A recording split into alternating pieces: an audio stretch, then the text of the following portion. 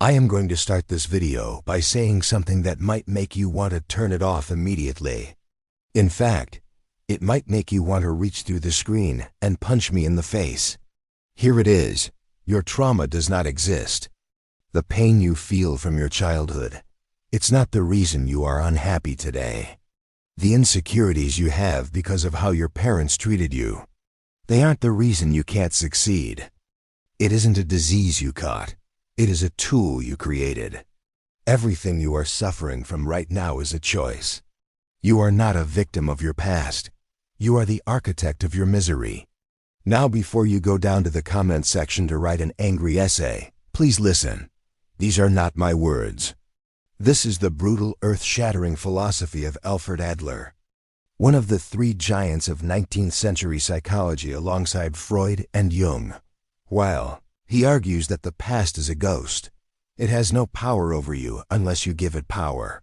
The book I am breaking down today, The Courage to be Disliked, is not a comforting hug. It is a slap in the face. It is a book that stripped away every excuse I ever had for not living the life I wanted. It argues that happiness is not a mystery or a stroke of luck. Happiness is a choice, and the only reason you aren't happy is that you simply lack the courage to be happy. If you are brave enough to have your worldview dismantled and rebuilt from the ground up, keep watching. To understand why Adler is so controversial, we have to look at his most dangerous idea, the denial of trauma. We live in a world that is obsessed with etiology. That is a fancy word for cause and effect. We believe that A causes B. I was bullied in school, so now I cannot trust people. B. It comforts us because it absolves us of responsibility. Adler calls this a lie. He proposes something called teleology, which means the study of purpose. He argues that we don't do things because of a past cause. We do things to achieve a present goal. Let me give you a concrete example from the book. Imagine a young man who refuses to leave his room. He isolates himself. A Freudian would say, he has trauma. Maybe his parents rejected him, or he failed at school, and that caused his anxiety. Adler says, no, you have the order reversed. This young man isn't staying inside because he has anxiety.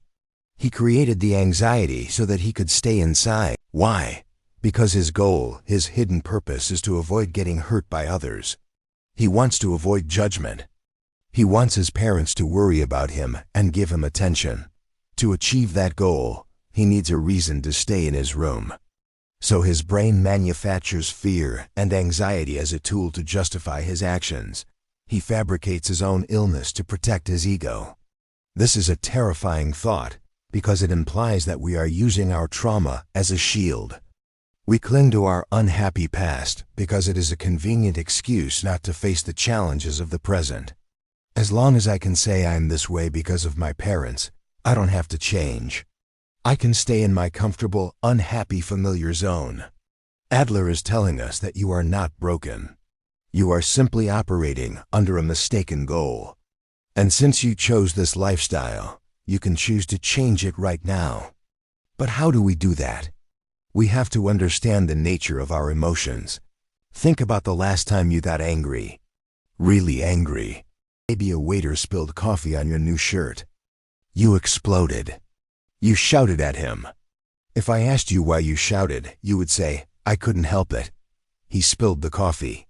My anger was an uncontrollable reaction, but was it?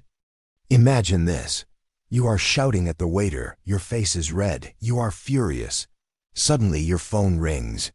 It's your boss or maybe a very important client. What happens? You finish the call, hang up, and then boom, you turn back to the waiter and start screaming again. Adler argues that anger is a tool. You wanted to intimidate the waiter. You wanted to assert dominance or make him pay for the cleaning bill. Anger was just the quickest means to achieve that end. When you realize this, you stop being a slave to your feelings. Now, why do we need these tools? Why do we manipulate others? This leads to the second pillar of the book, which is equally suffocating. All problems are interpersonal relationship problems. Take a moment to digest that.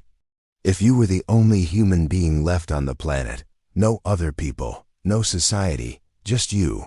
All your worries would vanish.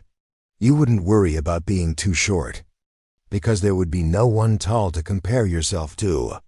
You wouldn't worry about being unsuccessful, because there would be no audience to judge your performance. Our suffering comes from comparison. It comes from our obsession with how we fit into the web of other people. We are constantly playing a game of I am better than you or I am worse than you. We view life as a ladder. If I am higher up, I am safe. If I am lower down, I am worthless. This vertical view of relationships is what destroys our mental health. It turns everyone into a competitor. It turns the world into a dangerous place where everyone is judging you. So how do we escape this competitive hell? Adler gives us a sword. It is a concept called the separation of tasks. This is, without a doubt, the most useful psychological tool I have ever learned. If you take nothing else from this video, take this. Most of our stress comes from invading other people's lives or letting them invade ours. We try to control things we cannot control. To solve this, you must ask one question: whose task is this? The rule is simple: who bears the ultimate consequence of the action? Let's look at a classic example: a child who won't study. The parents are anxious. They yell, they nag, they hire tutors, they force the child to sit at the desk. The home becomes a war zone. But Adler asks, whose task is studying? If the child doesn't study, who fails the exam? Who struggles to get into college? Who faces the reality of that lack of education? The child. Therefore, studying is the child's task, not the parents'. When parents force a child to study, they are trespassing. They are interfering in someone else's task. And whenever you interfere in someone else's task, you create conflict. Now apply this to your adult life. What other people think of you, whose task is that? It is their task. If you are kind, hardworking, and honest, and someone still hates you, that is their problem. It is their task to manage their feelings, not yours. But most of us live our lives trying to manage their task. We contort ourselves, we lie, we smile when we don't want to, all to manipulate how they perceive us. We are taking on a burden that doesn't belong to us. Adler says you need to draw a line. You do your best, that is your task. How the world reacts to your best, that is the world's task. You lead the horse to water, but you cannot force it to drink. If it doesn't drink, that is not your failure. When you truly understand separation of tasks, a massive weight lifts off your shoulders. You realize that you are not responsible for your boss's bad mood. You are not responsible for your partner's irrational anger. You are only responsible for your own actions. But wait, there is a catch. If you start living this way, if you stop trying to please everyone, if you stop adhering to everyone else's expectations, something will happen. People will dislike you. And this brings us to the title of the book, The Courage to be Disliked. We are programmed to seek recognition. We are taught from kindergarten that being a good boy or a good girl means doing what is expected of us. We crave the dopamine hit of being praised. But Adler says that seeking recognition is a trap. If you live to satisfy other people's expectations, you are living their life, not yours. You are throwing away your own soul to buy their approval. To be truly free, you must be willing to pay a price. And the price of freedom is being disliked. When someone dislikes you, it is not a sign that you are doing something wrong. It is a sign that you are living freely. It is proof that you are exercising your autonomy. It is proof that you are not a slave to the expectations of others. Think about the people who are universally liked. They are usually chameleons. They change their colors to fit in. They have no edges, no core. To have a core, to have values, to have a direction, means you will inevitably friction against people who are going a different way. Adler isn't saying you should go out and be a jerk on purpose. He isn't saying you should be an antisocial rebel. He is saying you should not be afraid of the consequence of being yourself. If you change your path because you are afraid someone will criticize you, You are letting that person drive your car. You are sitting in the passenger seat of your own life. True freedom is the ability to look at someone who disapproves of you and think, that is your task, not mine, and keep walking. So how do we wrap this up? How do we actually live this way? We have to abandon the idea of life as a line.